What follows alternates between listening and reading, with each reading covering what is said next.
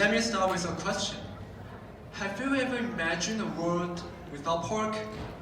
No bacon in your hamburger, no pepperoni on your pizza, and you can't even enjoy grilled rib as well. So, think about it. Can you live without pork? The answer is probably no. Pork is so important to our daily diet, but right now, we are facing the serious threat of losing it. Today we are going to introduce as fast African swine fever virus autonomous screening technology. And here's the outline. First part is introduction. We'll introduce our motivation and African swine fever. Then we'll guide you through the details of our experimental device. At the end, we'll talk about our efforts on human practice. Okay, let's get started. Since December 2018, bringing pork products into Taiwan will be fined up to $32,000 US. In fact, Taiwan has formulated many policies against African swine fever, and this is just one of them. In other words, our government takes this as a very serious issue. However, African swine fever doesn't affect human beings, then why our government pays so much attention to it? Let's figure it out together. In August 2018, ASF broke out in China. In just half a year, it spread out to the entire China and 11 neighboring countries. As you can see, Taiwan is surrounded by epidemic regions such as Korea, China, and Vietnam. Without any doubt, Taiwan is posing a high risk of being infected. Now, let me draw your attention to this pie chart. Based on research of National Pork Board in 2017, 40% of the world's meat consumption is pork. It's undeniable that pork is far most important to humans' lives. However, the impact isn't just about diet. According to statistics from the Ministry of Economy, if Taiwan becomes an infected area, it will cause chain reaction from upstream for the industry, pig farmer, to downstream meat processing and meat market, which will become $65 billion US loss. After realizing the impact, let's talk about the virus. African swine fever is a kind of strongly infectious and incurable disease in pigs. It's triggered by African swine fever virus. The virus has four properties. First one, nearly 100% mortality rate. Second, long environmental survival. For instance, the virus can survive in frozen meat for 3 years. Third, easy spread. The virus can infect others rapidly through body fluids, secretion, and meat products. The most critical point is that there is no vaccine for ASFV, which means the infected pigs are incurable. This is the reason why the timing of discovering the infected pigs is crucial to prevent the spreading of ASFV. However, all the detectors on the market target antibody. They only can detect the virus when the clinical symptoms start to appear. And what we aim to do is detecting the virus during incubation period. Therefore, we decided to target DNA sequence which encode ASFV's capsid, P72. Now, let's move on to the details of our experiment. Now, I'm going to give you a short introduction of our wet lab. Before we go into the test procedure, let's brief through the CRISPR-Cas system. The CRISPR-Cas system is originated from bacteria's immune system, and it has high accuracy when detecting the target sequence. We choose LB-Cas12a as the core of our experiment. Once the cRNA assemble with the Cas12a protein, they'll form a protein complex, and the protein complex is going to detect the target sequence. The target of our experiment is ASFV's capsid sequence, P72. In fact, it is a non-functional sequence. So after the recognition and targeting of P72 sequence, it will be cleaved and it is referred to the cis cleavage activity. The cis cleavage activity activates the cleavage of ssDNA, which is referred to the trans cleavage activity. These two cleavage activities are the main points of our detection. To begin the test, pig blood will be drawn and we'll pretreat it into blood serum for the test sample purification.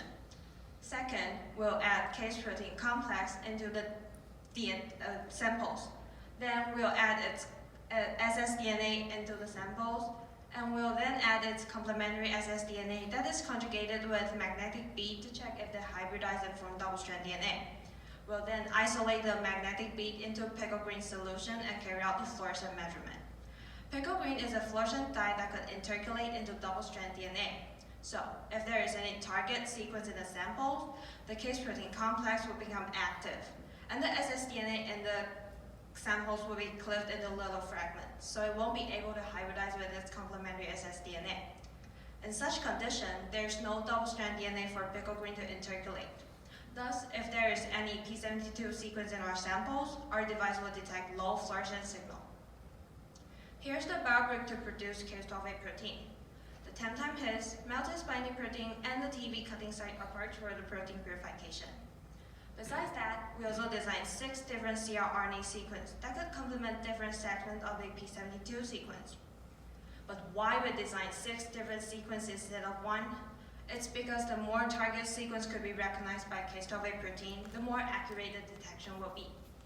We have a guide RNA part in front of the biobrick, which could lead CRRNA to assemble with the Cas12a protein.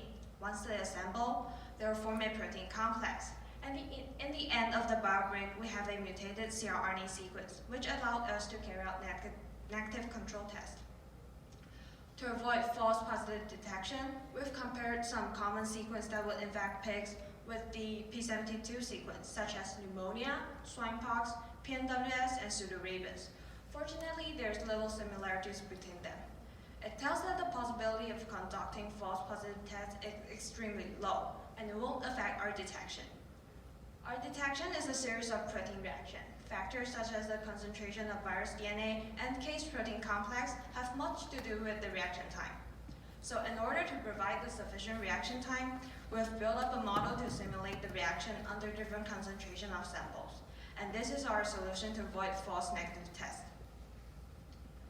To make sure the case protein works precisely, we set up a control experiment. Let's take a look on the left frame.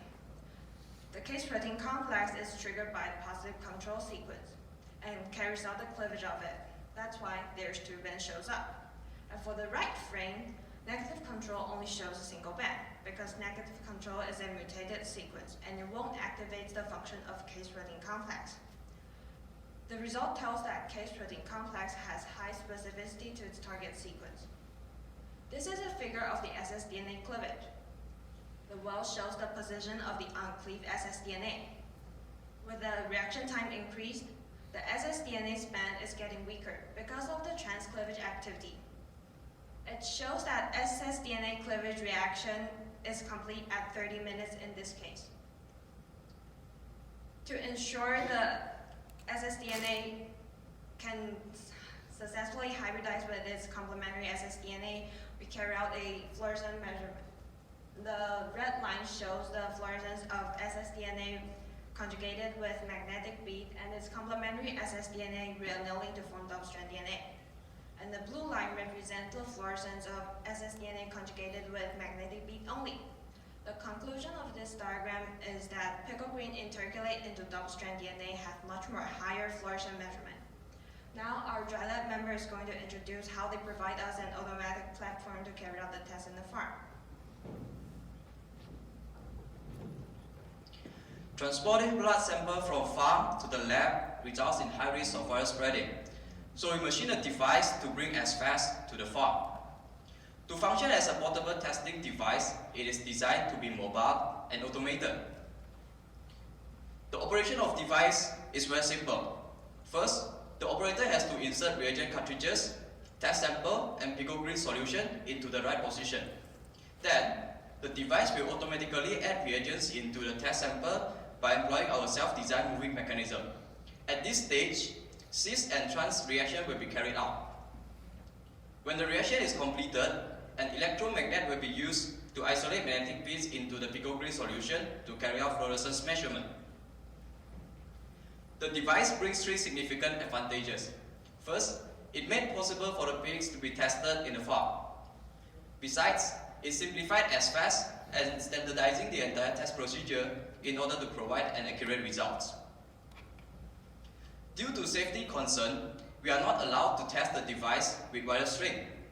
Hence, we visited an OIE certified research institute to inquire about this issue. Fortunately, they are willing to help us to test our device in their lab once the entire system is fully developed. Next, A device will not work properly without the assist of a good software. Thus, our team created a software package consists of an Android application, a Python program, and a cloud database. These programs are built across different platforms to carry out specific tasks, while they are connected with each other via wireless network to share information. This is our Android application. It is built to interact with the operator and the cloud database. First, it collects the identity of test subject before instructing our device to begin a test. When the test is done, it uploads the result to cloud database and shows it on your phone. Its partner, the Python program, is the brain of our device. It runs on a Raspberry Pi 3 microcomputer to drive and control the operation of the device. Besides, it processes the fluorescence data to come up with the result and send the result back to Android application. To store results uploaded by SFAST, we employ Google Firebase as our cloud database. Government authorities will be granted access to the cloud database so that they can track the result on time. Next, let me introduce the kinetic model we have created to eliminate false negative and estimate the detection limit of SFAST. Our kinetic model simulates core reaction of SFAST, including virus DNA detection, cis activity, and trans activity. Now let's look at the results. To avoid false negative, we simulate the result under virus DNA concentration ranging from 0.1 to 5 nanomolar. As our expectation, reducing virus DNA concentration will lengthen the required time of the reaction. With these simulation results, we are able to provide sufficient time for all the reaction to avoid false negative. Next, we extracted this data and fitted them into a power function, which shown in this figure. It allowed us to predict the required time of our reaction within the entire simulation range. After analyzing the results, we set SFAST detection limit at 0.3 nanomolar. In a nutshell, we developed a device which is portable and automated to carry out standardized test procedure. We also provide a software package to ease the operation of device and establish data tracking system and data access limitation system. In addition, we built up a model to avoid false negative and set SFAST detection limit. All this development works together to turn time-consuming and complicated lab tests into a portable and automated on-site test. Next, let us introduce how we promote SFAST and synthetic biology to our potential customers and the public.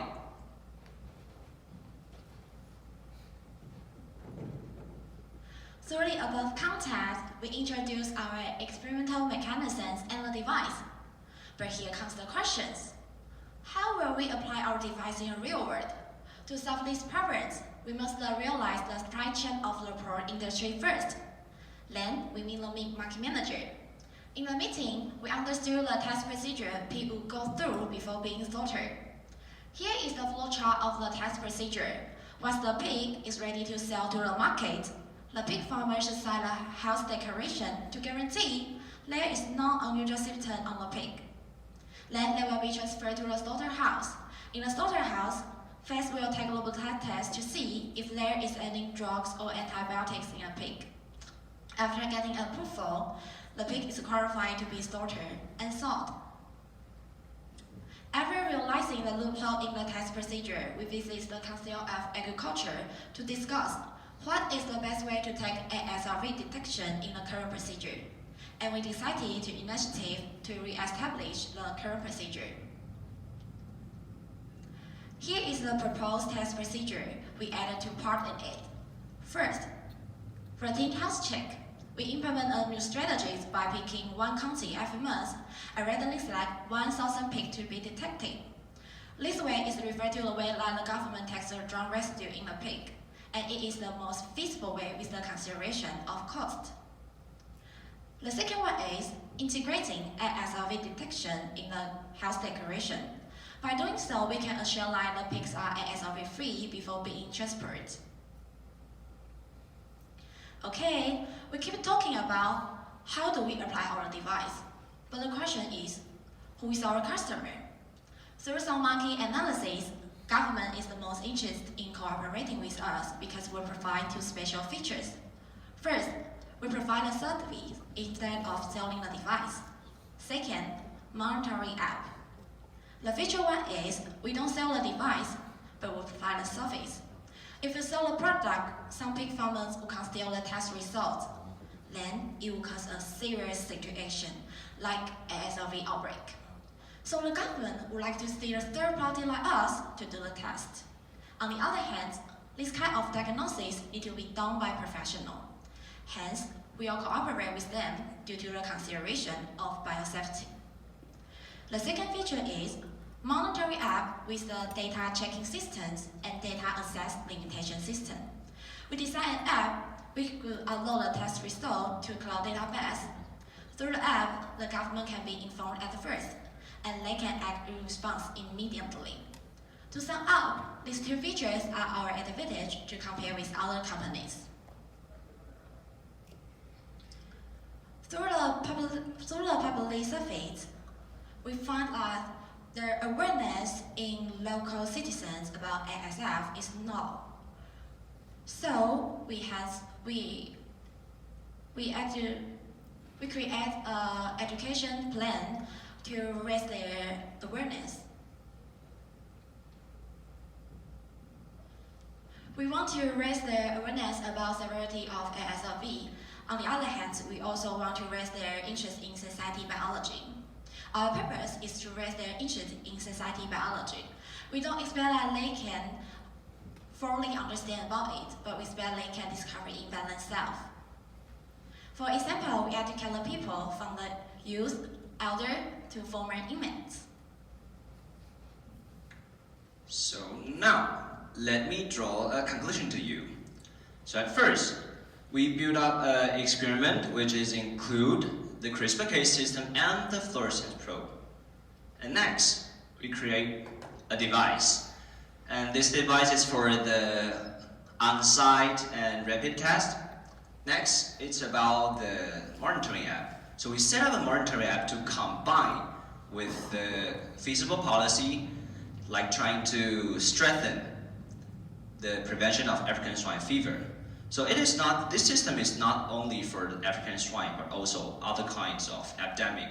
And we do believe that the responsibility against African swine fever should not only be laid on the government, on the shoulder of the government, but also the student like us. And lastly, I would like to appreciate all the professors and all the advisors that give us a hand, and appreciate our sponsors to give us a help. To be good, to be fast, represent you as fast. Thank you.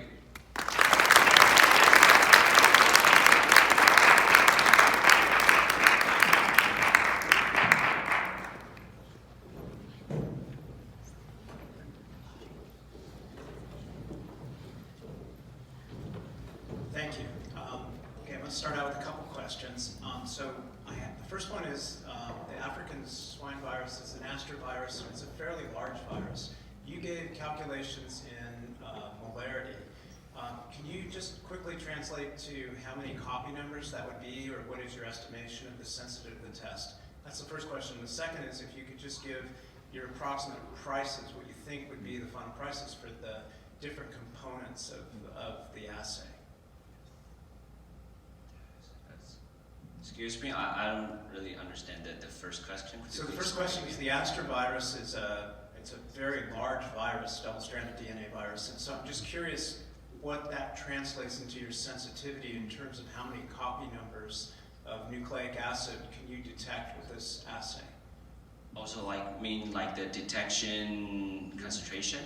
Yeah, or not concentration, but how many molecules of the virus do you need to, in terms of the sensitivity of the assay? Okay, and actually, we don't really have like the copy that we know, but we have modeling about that. So actually, our device, the limitation is 0.1. No, the case protein is 0.1 nanomolar, but what we modeling is 0.3. But if the concentration is lower than this, the only we have discussed about this, and we plan to add another procedure like the RPA, like trying to purify the DNA. Yes. And Okay. about the cost, this box is about like $400, and like for a single test is about $40. Yes, that's how the estimate number that we estimate. Yes, Okay. thank you. Thank you for your presentation. I have a question about the DNA probe that you're using to create double-stranded DNA. Is there secondary structure there that combine picogreen that affects the background in your assay? Through the research, we found that the picogreen will intercalate into a double-strand DNA. So, yeah, it doesn't need any special structure to intercalate. It will just bind into a double-strand DNA. Right, but if you have your single-stranded probe, your probe strand, if that probe strand folds so that some portion of it is double-stranded, is that a factor in your assay or not? It might be it might be an issue, but at least from the re-annealing test, we found that when we doesn't add the complementary strand, it actually doesn't we doesn't detect any fluorescence intensity. Yeah. Thank you. Hi guys, really enjoyed the talk. I had a couple questions. I guess for the device, I guess I was wondering what is the maximum number of runs that you could perform, given that you filled up the device completely with the maximum amount of reagents. We can only test one sample at once, but we designed the reagent cartridges. We have designed 12 reagent cartridges, which means that each refill we can do 4 times of the test. Yeah. I see. So I guess because I know for your numbers you were saying that there'd be approximately 1,000 tests that we need to run per month. So I feel like that's kind of like a large overhead to run those tests individually. So I guess what kind of improvements do you guys think you could make for your device to kind of aid with the efficiency of how fast these tests can be run? Yeah, sure. We will try to add more specimens to be tested once, but yeah, it is our future plan. Thanks for your advice. Thank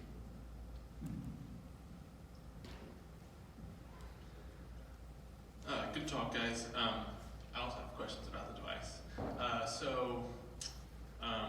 Have you actually got to test it and run data on it? So I guess more or less, have you compared the quality of the assay on the device to doing it by hand? No, this is just a prototype of the device, and we think it is not yet ready for the real test. Yeah, but we will continue to improve the device so that it will work in the future. Yeah,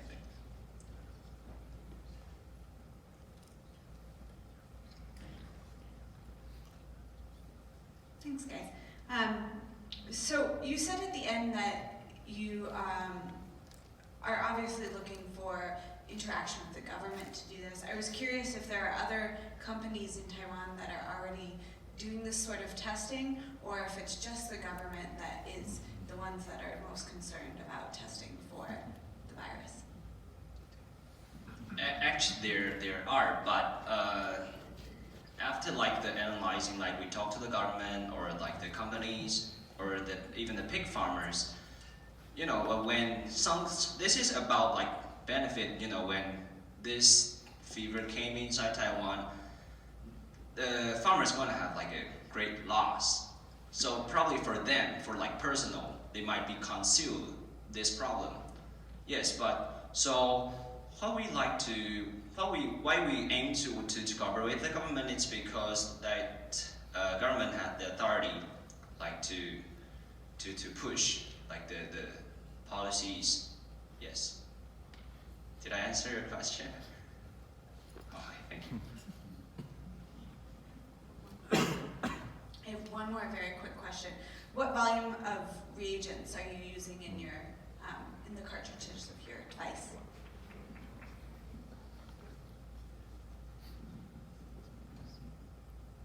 It's about, the total is about 500 lambda. My colleague. Sorry. Mistake. Yes. Does anybody have any questions in the crowd? No? Wait a minute, one right back here.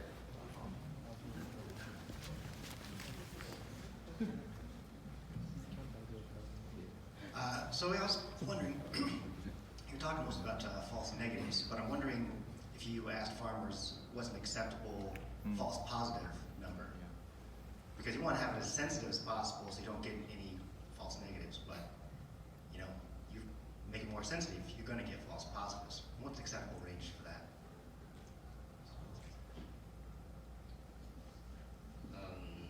Thanks for your question. And we'll consider about this like after iGEM. Yeah, because yes, the first step that we had do the research is about just find the disease that has the same sequence like the familiar one. So that's the first step we're trying to prevent. But so you're right that if we get more high sensitivity, it's going to be a problem in the future. Appreciate it. Okay, thank you. Thank you.